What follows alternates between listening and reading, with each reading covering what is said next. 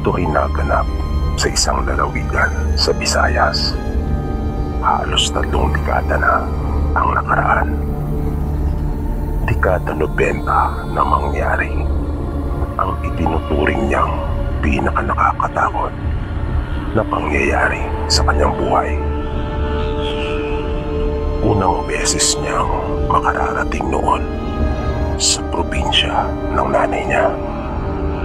Naisipan niyang sumama sa kanyang tiyahin at pinsan nang magbakasyon ang mga ito sa kanila dahil wala naman siyang pasok noon sa paaralan. Masayang-masaya si Romel at walang-wala sa isip niya na yung inaakala niyang masayang bakasyon na iyon ay mauuwi pala sa isang malagim na trahedya. Mahirap ang naging biyahe nila dahil bukod sa malayo ay punuan pa ang mga sasakyan. Mula sa bahay nila sa Santa Mesa hanggang sa makasakay sila ng barko ay punuan talaga. Bakasyon kasi kung kaya marami talaga ang mga umuwi. Ganun pa man ay hindi pa rin nawala yung kasiyahan at kasabikan ni Romel na makarating sa kinalakhang bayan ng kanyang nanay. At para sa kanya, baliwala yung mga naranasan niyang hirap sa biyahe kung ikukumpara sa mga madidiskubre niya at mga maaaring gawin kapag sila ay dumating na. Katunayan, habang pinapagtas pa lang ng sasakyan yung kahabaan ng kalsada matapos na dumaong yung barko, ay naaliw na kaagad siya sa mga magagandang tanawin na nadaanan nila. Kaya kahit nakabilang yung lalawigan na iyon sa mga mahihirap na probinsya, ay masasabi namang mayaman ito pagdating sa likas na katangian. At tuwang-tuwa si Romel dahil unang pagkakataon niyang makasakay sa isang pampublikong sasakyan sa bubong nito. Dahil sa iilan lang ang mga sasakyan na bumabiyahe noon, kung kaya punong-puno talaga ang mga ito bago umalis ng pier. Siksikan talaga sila. Idagdag pa yung mga bagay ng bawat pasahero. Kaya naman hanggang sa bubong ay hitik na hitik ito. Pero mas mainam na umano iyon na naroon sila sa bubong. Di hamak na mas maalwan kumpara naman kung nasa loob ka na halos hindi ka na makagalaw dahil sa sobrang sikip. Pero hindi lang pala iyon ang mga naghihintay na kakaibang karanasan para kay Romel. Dahil makalipas ang mahigit 1 oras na biyahe, ay bigla silang nakarinig ng malakas na pagputok at naramdaman kaagad nila ang mabilis na paghinto ng sasakyan. Ang kasabay noon ay yung pagtagilid nito, sabay sigaw ng konduktor at mabilis na pinabababa ang lahat ng mga nakasakay sa itaas.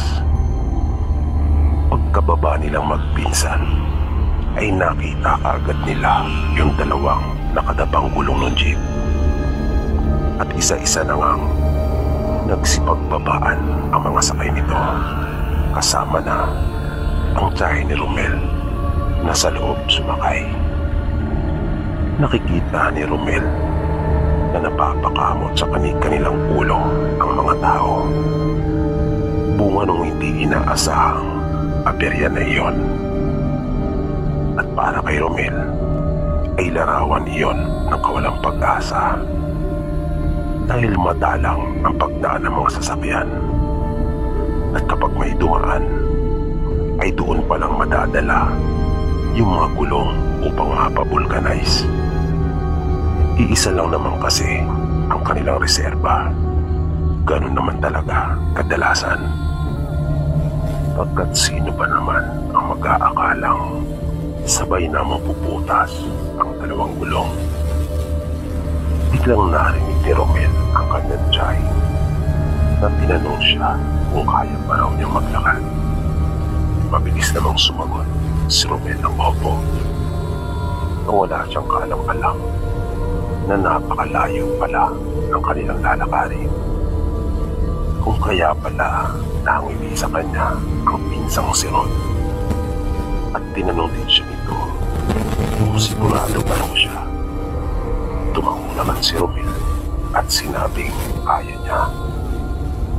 Matapos na sabihin ni Romel iyon, ay inumpisa na nga nila ang paglalakad. Nakita na rin kasi nila ang ibang mga pasahero na nagsisimula na rin iyanda ang kanilang mga bagahe at maglalakad na rin. Itong iba nga ay nauna na, lalo na yung mga wala namang gaanong dala. Kanya-kanya sila ng telebisyon na tinahak. Noong una ay mas na-enjoy pa ni Romel ang paglalakad dahil sa mas nakita pa ang kagandahan ng lugar. Kaya hindi niya nakita na yung pagod at kahit pangisan na siya at pasana ang damit. Nang bigla na lang niyang narinig ang pinsan na sinabing parang hindi raw iyon ang daan papunta sa kanila. Sabi naman ng tiyahin ni Romel ay subukan pa raw nilang dumiretso at baka nanibago lang daw siya. Dahil sa parang hindi nalinisan yung mga daan doon na nagtaasa na ang mga halaman at alay sa magsingkilid ng daan. Hindi kasi nila pinaybay yung dinadaanan ng mga sasakyan dahil lupa silang mapapalayo kung gagawin nila iyon. Sa halip, ay sinubukan nila sa bundok dumaan. Alam naman nila ang daan. Pagkat nasubukan na nilang mapadaan doon. Yun nga lang, ay matagal-tagal na rin iyon. Kung kaya marahil ay nanibago sila. Pero iminungkahi nga ng tiyahin ni Romel na kanila pa munang subukang ipagpatuloy yung paglalakad. Hanggang sa magsalitaan na muli si Ron at sinabing mali ang dinaanan nila. Doon na nagsimula yung kanilang kalbaryo. Dahil ilang sandali na lang ay padilim na. Aabutan na sila ng gabi sa paglalakad. Dahil doon ay kinabahan na si Romel. Ngunit nabuhayan naman sila ng loob nang makakita sila ng mga tao sa unahan na sa tingin ni Romel ay mga nagtatanim ng palay. Ganun-ganun kasi ang kanilang mga kasuotan. Katulad ng mga napapanood niya sa mga palabas, mga tipikal na magbubukid. Ganon yung kanilang mga ayos. Kaya panandali ang nawala yung kaba na kanyang nararamdaman. Pero nang lalapit na sila upang magtanong, ay dahan-dahang iniangat ng mga ito ang kanilang mga ulo nang mapansin din sila. At laking gulat nila nang kanilang makita ang itsura ng mga ito. Ayon pa sa salaysay ni Romel, hindi niya maintindihan ang eksaktong naramdaman niya noong mga oras na iyon. Sa unang pagkakataon ay noon pa lamang siya nakakita ng mga ganong uri ng hilatsa ng mukha. Mababangis ang kanilang mga itsura na sa paraan pa lang ng kanilang mga pagkakadinig ay ramdam mo hindi maganda ang kanilang intensyon. Kaya wala na silang sinayang na sandali nang makita nila ang itsura ng mga ito. ay mabilis na silang nagtatakbo, na kahit nga yung pinsan niya ay naihagis yung bitbit na lata ng biskwit. Ganon din si Romel. Ipinalibag na niya yung pasan-pasan niyang karton ang sigarilyo na naglalaman ng mga pasalubong. Ang tiyahe naman niya na siyang nauuna ay mabilis na napunta sa kanilang likuran at nanakbong pabalik. Panay ang bigas nito ng Jesus Mariosep at aswang. Napaulit-ulit niya iyong binibigkas ng salitan. Naririnig nila yung mga boses na nasa kanilang likuran. Isa pa nga sa mga ito ang nagsabi ng malakas sa kanyang lengguwahe na huwag raw silang patakasin. Nagtatakbo sila ng mabilis at walang planong huminto hanggang sa makarinig sila ng iba pang mga boses sa unahan. At di nagtagal ay nakasalubong na nga nila ang mga ito. Mga kapwa pala nila ito pasahero sa jeep na kanilang sinakyan. At katulad nila ay naliligaw rin umano sila. Sinabi nilang may mga aswang na umahabol sa kanila. At nang mapansin ang kausap nilang lalaki na totoo ang kanilang sinasabi, dahil na rin sa kalagayan nila na nung mga panahong iyon ay umahangos pa at talagang takot na takot, ay mabilis silang hinawi nito at pinapunta sa kanyang likuran. Di nagtagal ay nariyan na nga yung mga humahabol sa kanila. At napasigaw pa ang karamihan sa kanila nang makita ang itsura ng mga ito na animoy takam na takam na mga naglalaway pa. Biglang may tinukot yung lalaki at maya-maya pa ay may baril na itong hawak. Dumampot ito ng kapirasong lupa at inilagay sa dulo ng kanyang baril. Nakita naman nilang napangisi pa ang isa sa mga aswang na para bang minamaliit at binabaliwala lamang iyon.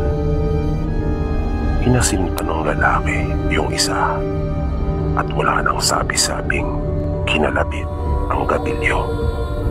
Kitang-kita nila kung paanong nabaigtad iyon ng tamaan at umatungal ito ng napakalakas. Nakakakilabot yung nilikang ingay nito at kita ang matinding galit sa kanilang mga mukha na gusto talaga nilang sukuri na sila.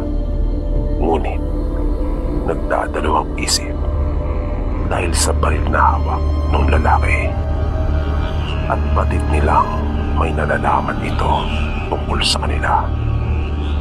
Kaya labag man sa kalooban nila ay kanila na lang inalalayan ang kasamahang may tama at inakay pabalik. Umalis na ang mga ito at iniwan sila. Dahil doon ay nalaman nilang mali sila ng daan na pinasukan. Kung kaya sama-sama silang bumalik. Sa kanilang paglalakad ay may nakasalubong pa silang kalalakihan. Sa palagay nila ay mag-aama ang tatlong lalaki. Ayon sa kanila ay nakarinig sila ng putok ng baril. Kung kaya naisipan nilang pumunta sapagkat ginutuban sila na baka mayroon na namang naligaw sa pugad ng mga aswang at nais nilang tumulong.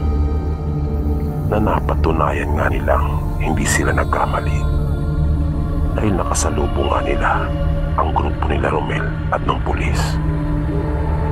Nagmagandang loob ang tatay ng dalawang pinatilyo na kung payag sila ay maaari silang sa bahay na muna nila tumuloy upang magpalipas ng gabi. Yun na lang daw ang tanging maitutulong niya sa kanila, sapagkat ligtas naman na sila sa mga aswang. Nagkasundo naman silang lahat at pumayag. Lalo pa nga, at wala din naman silang dalang pang-ilaw sa madilim na daan. At lupang malayo pa ang kani-kanilang mga destinasyon. Ayon kay Romel, nasapit naman nila ng payapa yung bahay ng kanyang tiyahin kinaumagahan at nakapanatili din ng mahigit 1 linggo.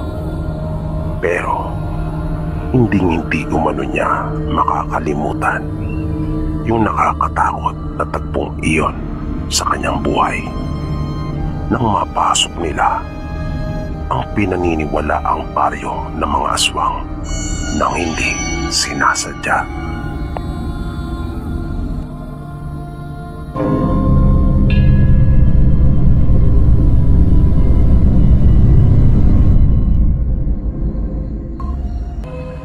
Ang ibabahagi ko pong kwento ay nangyari sa amin nung kasalukuyan kong ipinagbubuntis yung panganay naming anak.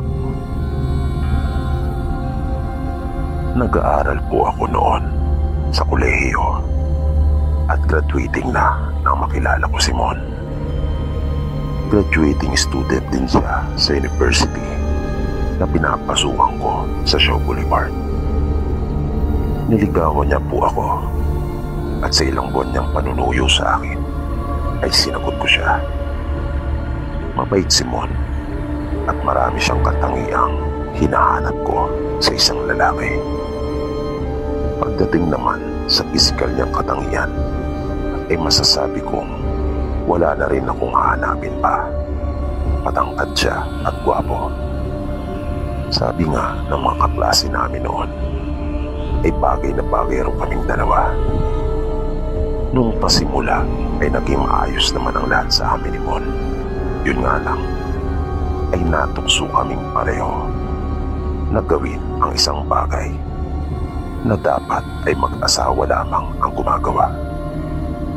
Kaya sa madalas naming paglabas ay nagbunga yung aming pagmamahalan, bagay na hindi nagustuhan ng mga magulang ko.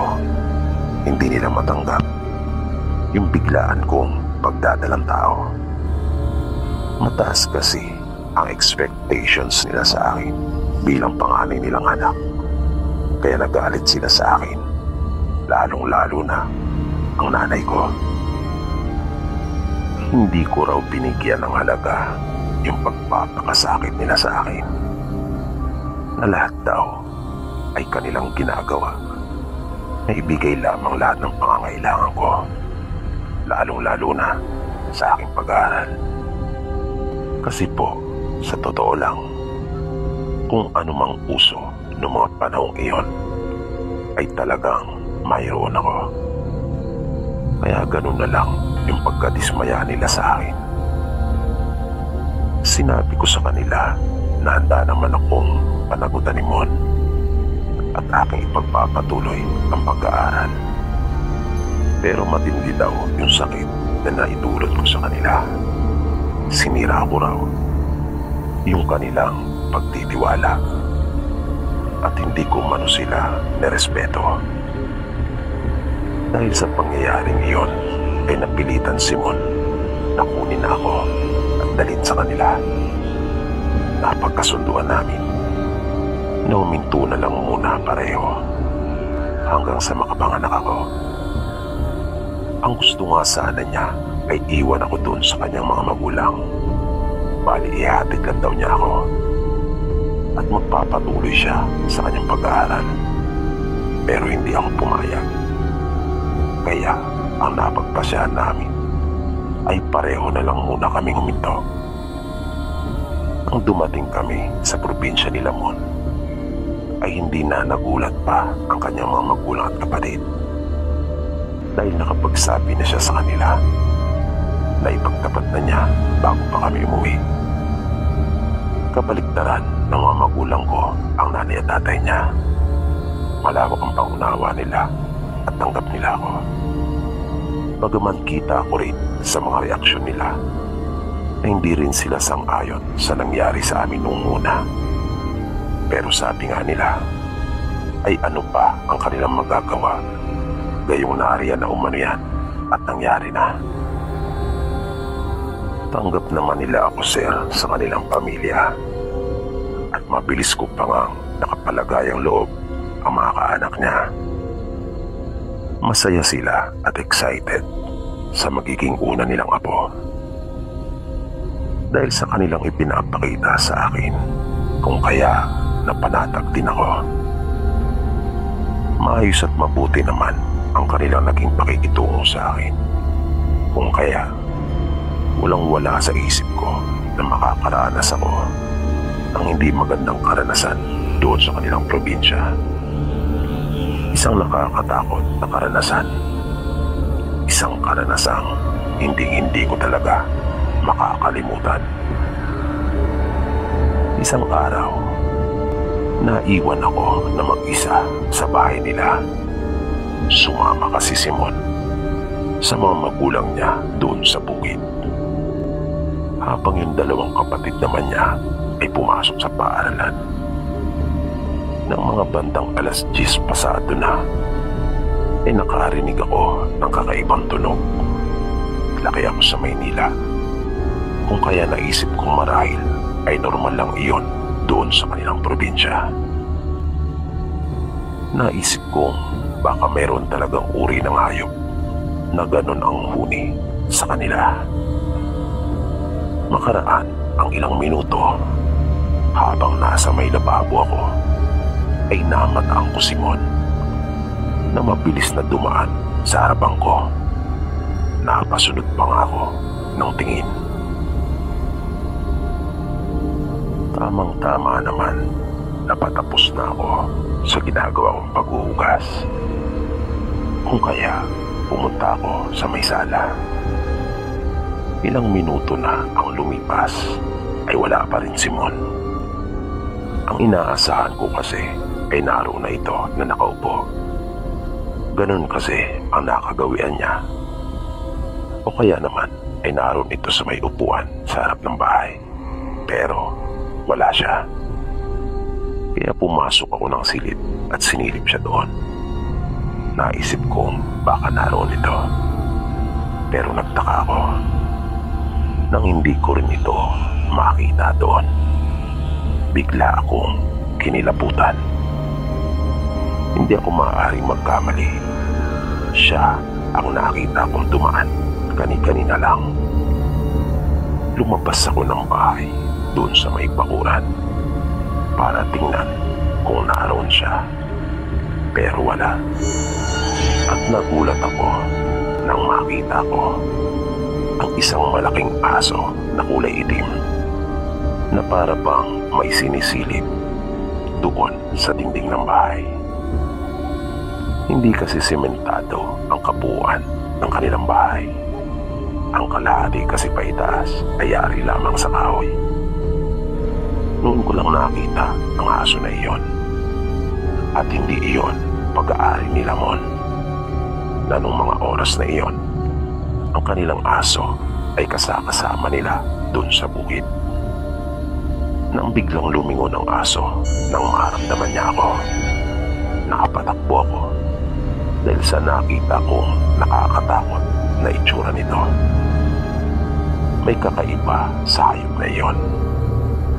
Nung punto mismong iyon ay masasabi kong hindi talaga iyon pangkaraniwang aso lamang. Pagkapasok ko ng bahay ay mabilis akong nagsara ng pinto.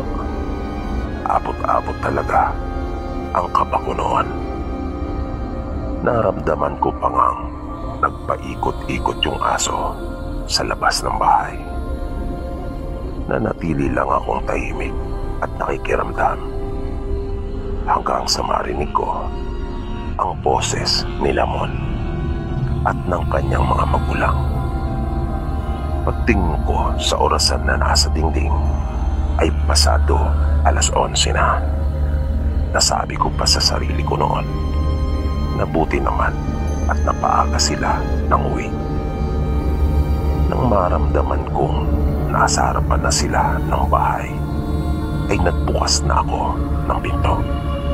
Pero laking gulat ko at talagang nakapasigaw na ako ng ubod lakas nang ang makita kong naroon ay yung malaking aso na iyon at isang babae na hindi pa naman masyadong katandaan. Automatiko nang kumilos ang mga kamay ko, wala nang isip-isip pa, at agad kong isinara na muli yung pinto. Gulong-gulo ang isip ko. Di ko maipaliwanag kung paano nangyari ang mga bagay na iyon, dahil rinig na rinig ko ang kanilang mga boses. Bigla pang naputol noon yung pagmumuni-muni ko nang marinig ko ang boses ng biyanan kong babae at pinabubuksan sa akin ang pinto. Pero hindi ko ito sinunod. Nagbingi-bingihan ako. Tinakbo ko na rin kaagad yung nag-iisang bintana ng bahay at isinara ring mabuti iyon. Sunod kong narinig na nagsalita si Mon at pinabubuksan din sa akin yung pintuan. Sumagot ako at sinabing kung siya talaga yan, ay sabihin niya sa akin yung petsa ng una naming pagkakakilala. Nakakabinging katahimikan ang sumunod. Wala akong narinig na sagot mula sa labas. Lumipas pa ang halos 10 minuto na naroon lang ako sa may likod ng pinto at patuloy na nakikiramdam. Dumatagundong sa lakas ng pagkalabog yung dibdib ko. Kabadong-kabado talaga ako. Nanuyo yung lalamunan ko sa sobrang takot. Hanggang sa narinig kong muli ang boses ni Mon at ng mga biyanang ko. Nagtataka sila kung bakit raw saradong-sarado ang buong bahay. Pinabuksan nila sa akin yung pinto. Pero sa halip na sumunod, ay muli kong tinanong si Mon kung kailan kami una nagkakilala. Mabilis naman itong sumagot at sinabing araw ng kalayaan, June 12. Naroon kasi kami sa school noon, hindi para pumasok, kundi para dumalo sa isang programa ng pagtatanghal para sa nasabing okasyon. Dahil sa narinig ko, ay mabilis ko nang binuksan ang pinto, pagkat naisiguro ko na sila na ang nasa labas, si Mon at ang kanyang mga magulang. Pagbukas ng pinto ay bakas sa mga mukha nila ang matinding pagtataka. Agad akong napayakap sa kanya at napaiyak. Kaya panay ang tanong nila sa akin kung ano raw ang nangyari. Ayoko sanang sabihin sa kanila at hayaan na lang na pag-isipan nila ako ng hindi maganda kesa ang mag-alala pa sila para sa akin. Pero pinilit nila akong magtapat. Kung kaya, ikinuwento ko sa kanila ang buong pangyayari. At tulad nga ng inaasahan, ay lubanga silang nag-alala para sa kaligtasan ko at ng aming anak na ipinagbubuntis ko noong mga panahon iyon. Kinagabihan ay pinaramdaman pa kami ng mga pinaghihinalaan naming aswang. Kaya nang sumunod na araw ay muli silang nag-usap-usap. Narinig ko sa kanila na mayroong nagbabalak sa amin ng anak ko ng masama. Kaya napagkasunduan nila noon na ilayo na muna kami. Dinala nila kami sa kapatid ng nanay ni Mon doon sa bayan. Tamang-tama naman, napakante ang pinapaupa nitong bahay doon. Hindi na muling naulit pa ang pangyayari na iyon hanggang sa maisilang ko ang aming panganay na anak. At iyan po, Sir Pipi, ang nakakatakot kong karanasan na hanggang ngayon ay sariwang-sariwa pa sa aking alaala na mayroon palang mga tao na may kakayahang makapanggaya na sabi ng mga biyanang ko ay mula sa angkan ng mga aswang.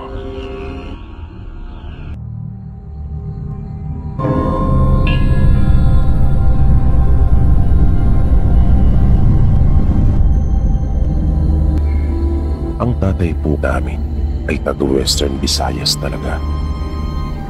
Hindi ko na lang po babanggitin yung mismong lugar nila. Ang nanay po ang talagang taga-Misamis. At nang magsama sila, ay kanilang napagpasyahang doon sa probinsya nila nanay tumira. Kwento ng tatay namin noon, doon sa kanilang lugar, ay hindi na bagong bagay ang tungkol sa mga aswang. Mula nga raw nang magkaisip sila, ay naririnig na nila itong madalas. Lalo na sa mga usap-usapan at tumpuan ng mga tao doon sa kanilang probinsya.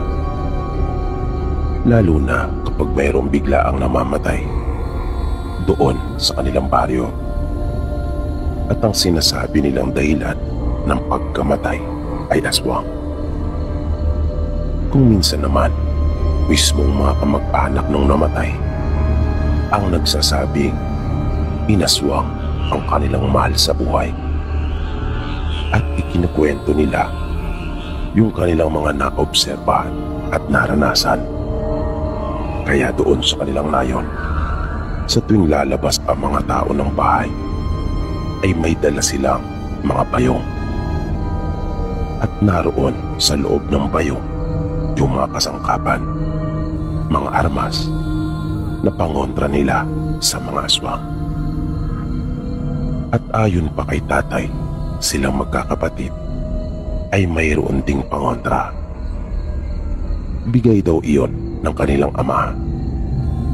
Pero hindi nila tiyak kung ano talaga yung bagay na iyon na nasa loob ng kulay itim na tela. Minsan, habang papauwi sila ng kanyang pinsan mula sa paaralan, ay naisipan nilang manguha pa ng bayabas sa daan. Kung kaya, mas lalo pa silang natagalan. At nang mapansin nilang mapadilim na, ay saka pa lamang sila nagbadalik. Pauwi kanila tatay ay may bahay silang madaraanan na nasa gilid mismo ng daan. Yun lang ang natatanging bahay na nasa tabi ng daan doon sa bukid. Hindi kasi sila noon sa bayan nakatira. Sa halip ay doon sila nakapagpatayo ng bahay sa bundok.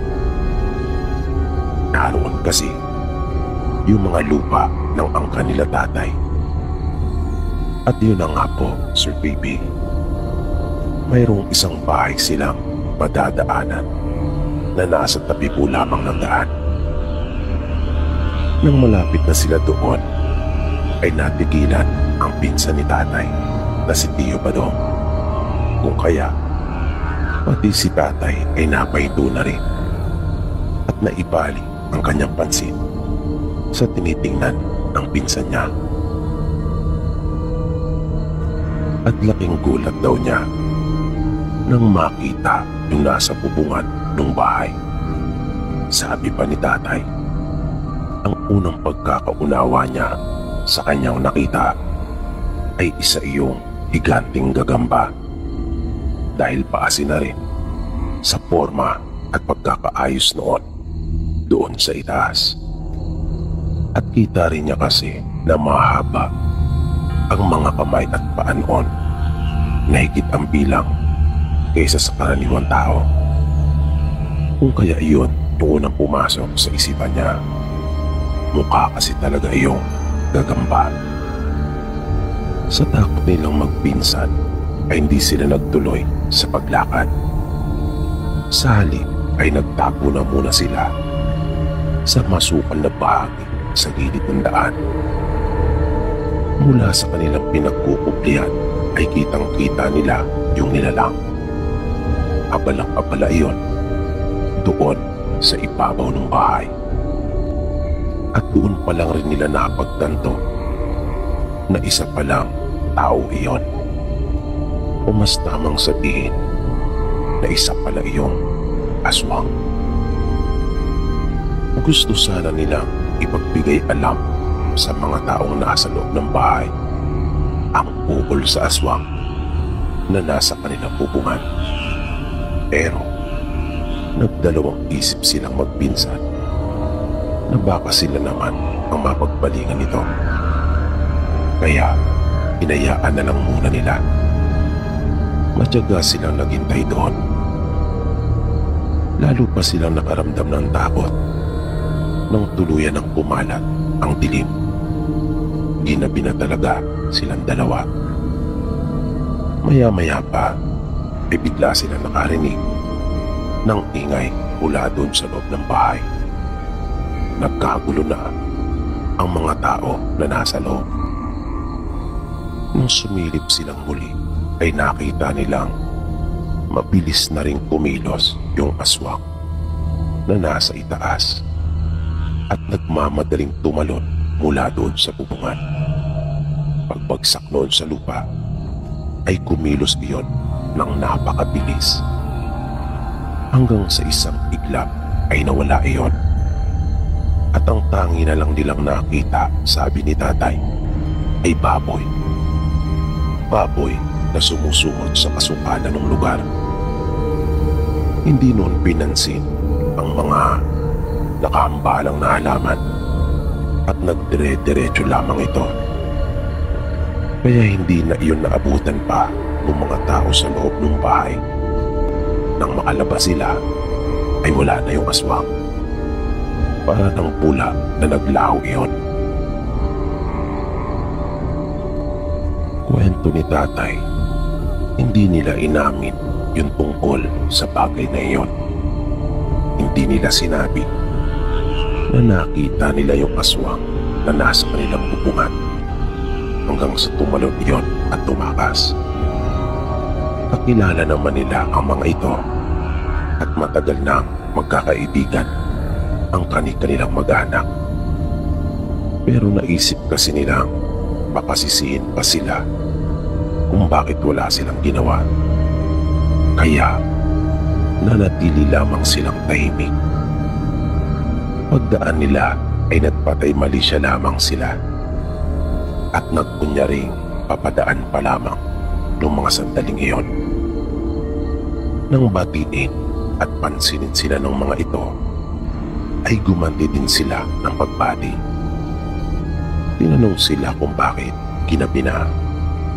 Kaya nagdahilan sila tatay at sinabing may ipinagawa ang kanilang guro.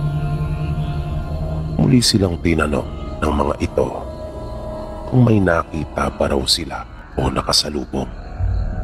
Mabilis silang tumugon at sabay na napailing. Sinabi nilang wala.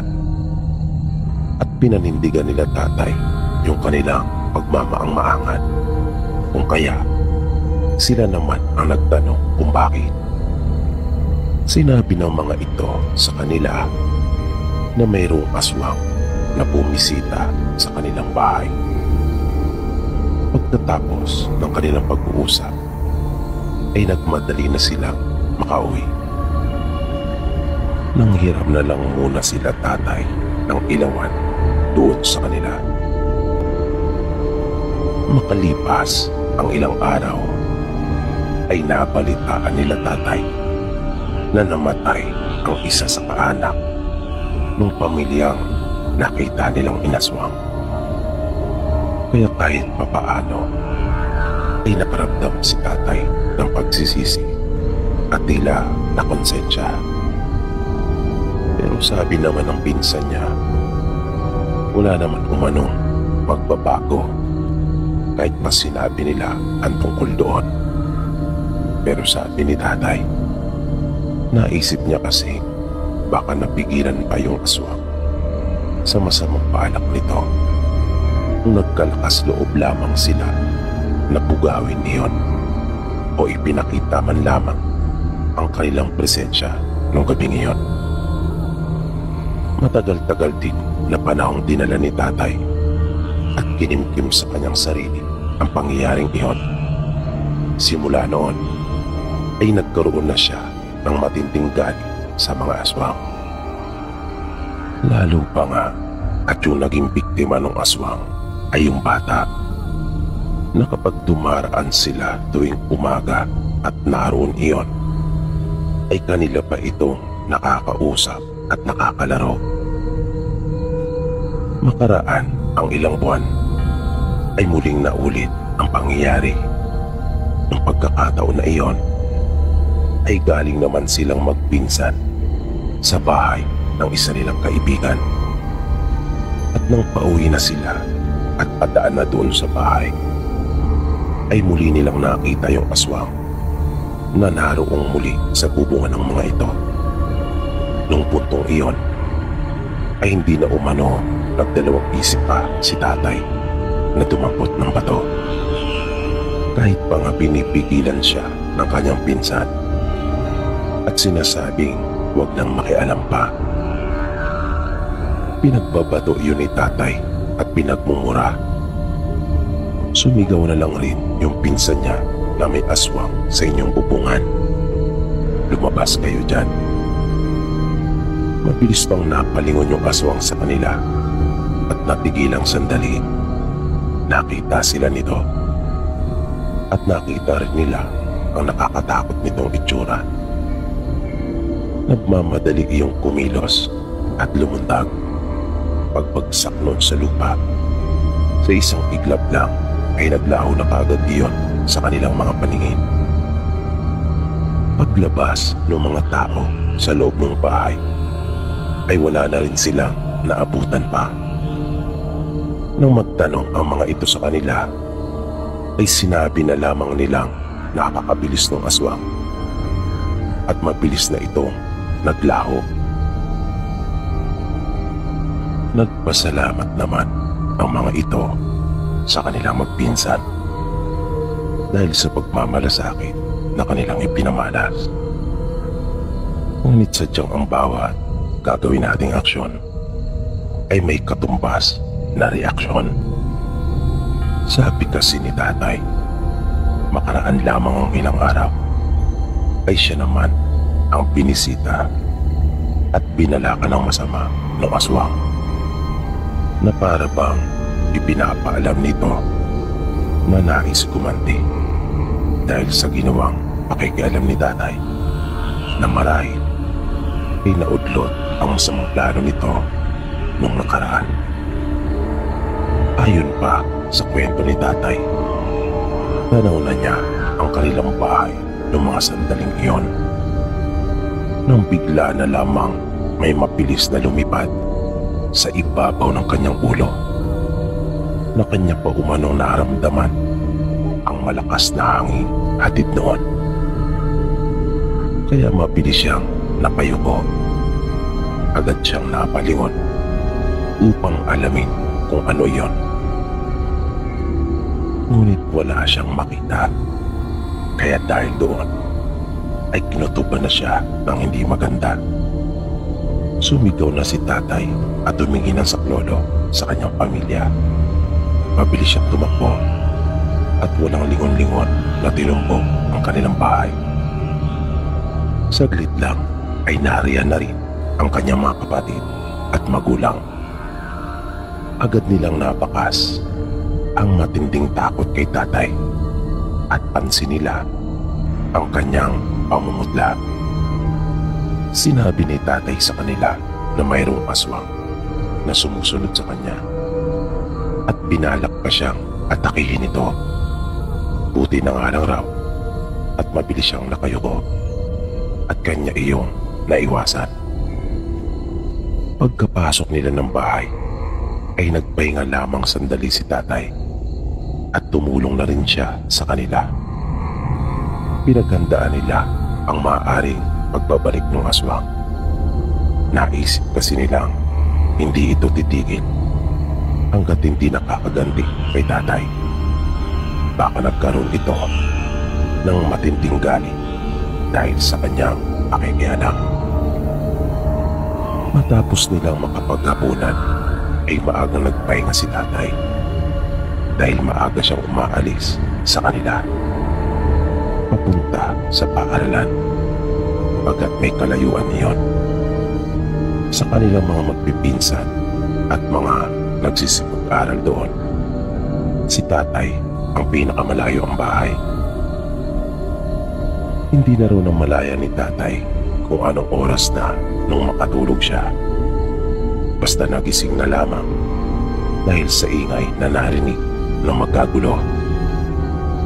Naalimpungatan siya sa malakas na boses ng kanilang ama at isang pangungusap lang ang kanyang narinig ay malinaw na kaagad sa kanya kung ano yung dahilan ng kaguluhang iyon.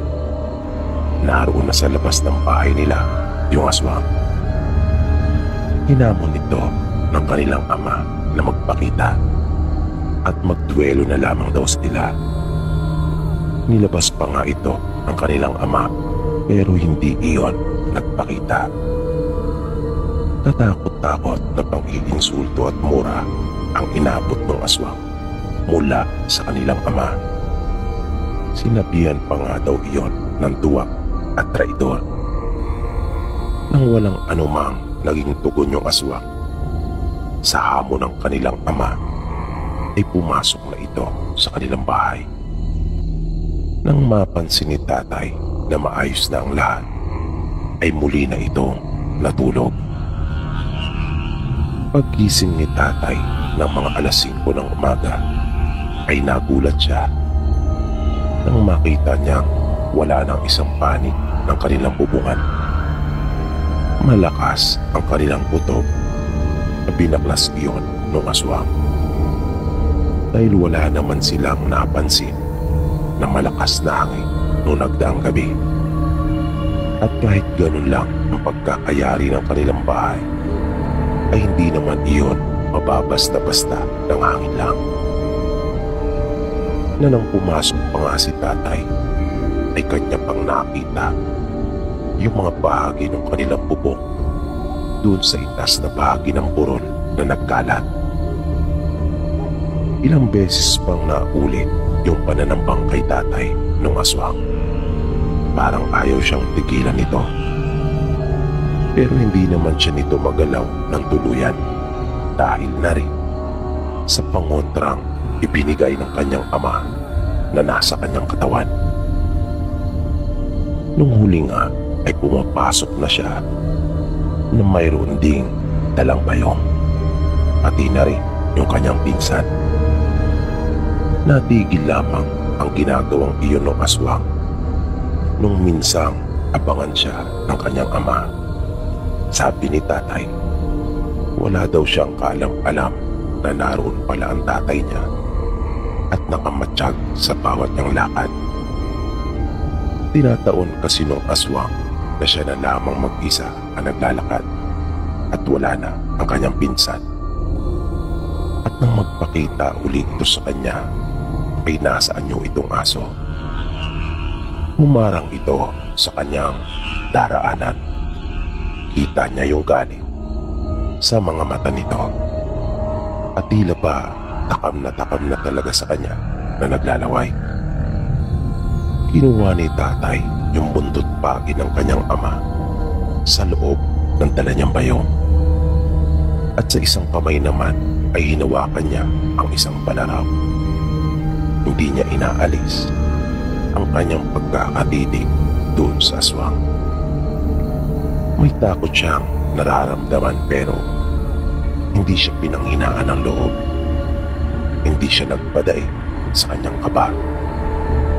Nang wala nang sabi-sabi iyong kumilos at susunggaban siya, kaya bumuelo si tatay para salubungin iyon ng hagupit at saksak.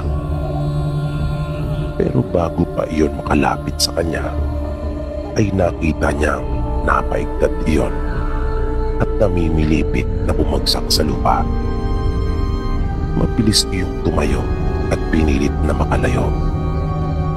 Pero alam ni tatay na malupa ang naging tama noon dahil na rin sa mga bakas ng dugo na nagkalat sa lupa. Napakatalim daw kasi nung itak na iyon ng kanyang tatay. Bukod doon ay may angkin din itong lakas, kung kaya alam niya sa kanyang sarili na kung nakabangon man iyon at nakalayo pa, ay bunga na lamang iyon ng pagkabigla at pagkataranta ng aswang.